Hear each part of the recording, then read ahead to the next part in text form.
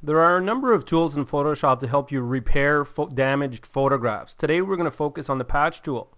I have this photo here that's it's an old picture of my grandfather with my mother, and as you can see there's all kinds of damage in it.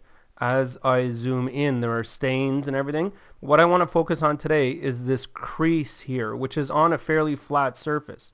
So we're going to use the patch tool to repair this. So the patch tool is under the healing brush. You can hit J on your keyboard and then maybe Shift J a couple of times and you'll get to the patch tool eventually.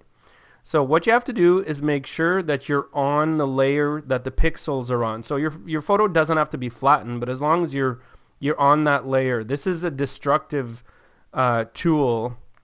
So what we're going to do is actually duplicate this layer.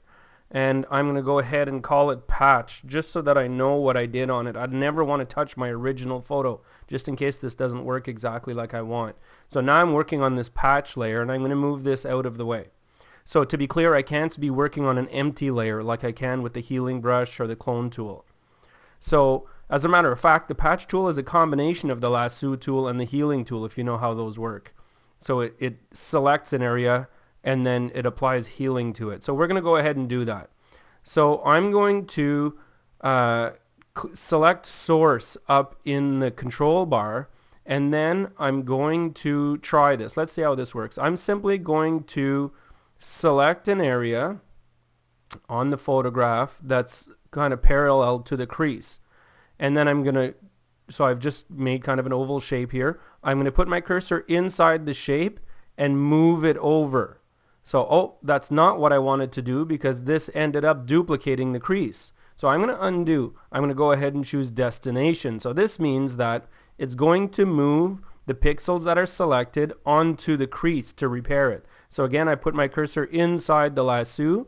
I move it over and it's going to transpose or copy those pixels that were selected onto the crease. When I let go, it blends them in. So it does the same thing as the healing brush does. And you can see there's no new layer here. It's done it right on this patch layer. I'm going to do Command D to deselect, and I'm going to zoom in here. So that's pretty seamless. We're really zoomed in really close here. So that's really good. It's done a great job. So this is really what the patch tool is for. I'm going to show you another way of doing it. So I'm going to do Command Z to get out of here a couple of times and deselect.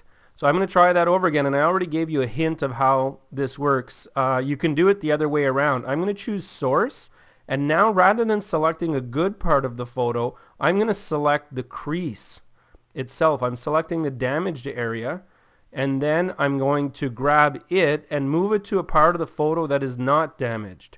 So I drag it over here, and what it's done is it's sampled again from the good part and covered the crease over. So I'm going to do Command D, and it did it exactly the same thing.